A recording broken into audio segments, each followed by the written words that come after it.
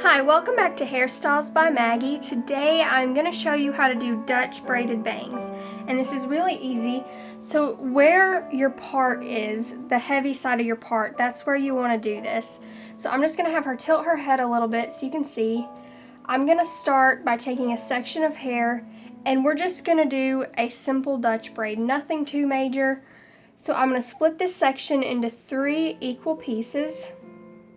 And I'm going to take this right piece and cross it under the middle, so you form like a little X right there. And now I'm going to cross the left side under the middle.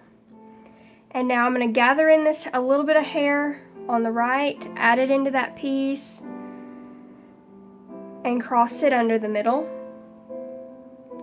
And you're going to do the same on the left, just a little piece, add that to the left, cross it under the middle. And again on the right. And if you know how to Dutch braid, this is super easy.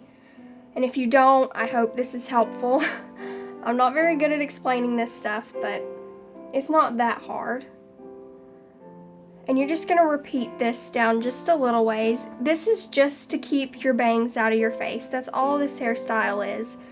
Or if you just want to do something a little bit different. So I'm not taking in too much hair because I don't want like a major line on your left side. I just want really elegant braid, really clean. Okay, so now I've got just like 2 inches above her ear left, and I'm going to leave her ears covered. You can uncover, so if you would, keep braiding if you don't want them covered. But I'm going to stop here, and I'm just going to 3-strand braid this just a little bit farther. And once you got it where you want, I'm going to go back and just pull this braid out just a little because I want to make it look full.